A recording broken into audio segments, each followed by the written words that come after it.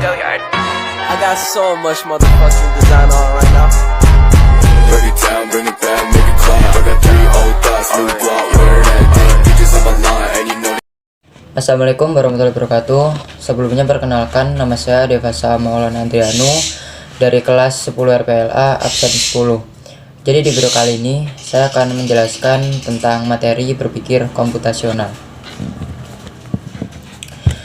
Berpikir komputasional adalah suatu pendekatan dalam memahami dan menganalisis proses berpikir manusia dengan menggunakan konsep dan prinsip yang mendasari komputasi. Pendekatan ini melibatkan menerapkan prinsip-prinsip komputasi untuk memodelkan, mensimulasikan, dan dengan analisis cara manusia berpikir serta merespon informasi dan masalah.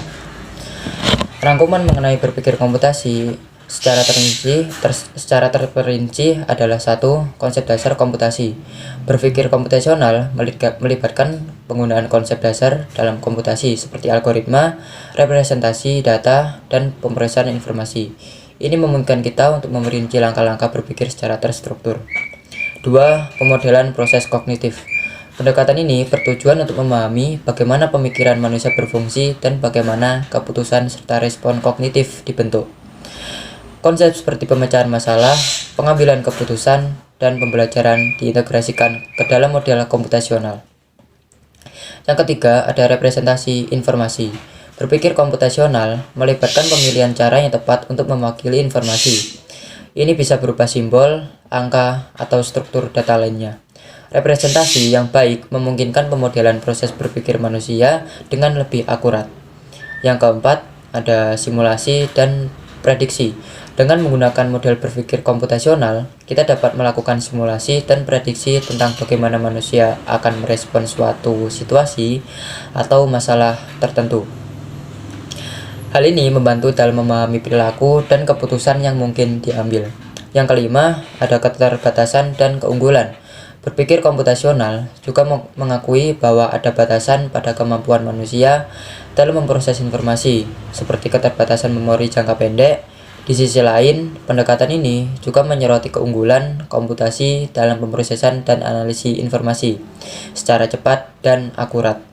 Yang keenam, ada pembelajaran mesin dan kecerdasan buatan. Berpikir komputasional memiliki keterkaitan erat dengan bidang pembelajaran mesin dan kecerdasan buatan.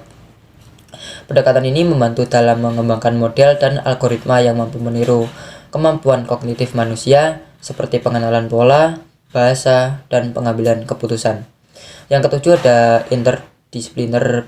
Berpikir komputasional melibatkan elemen dari berbagai disiplin ilmu seperti psikologi, kognitif, ilmu komputer, linguistik, dan filosofi. Pendekatan ini memfasilitasi kerjasama lintas disiplin untuk memahami lebih dalam tentang bagaimana manusia berpikir dan memproses informasi. Yang kedelapan, ada penerapan praktis. Konsep berpikir komputasional memiliki aplikasi luas dalam pengembangan teknologi seperti robotika, pengenalan wajah, analisis teks, pengembangan antarmuka pengguna yang intuitif, dan masih banyak lagi.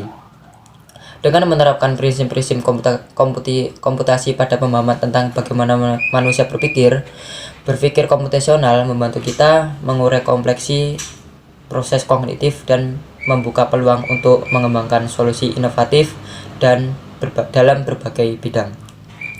Itu saja penjelasan dari saya.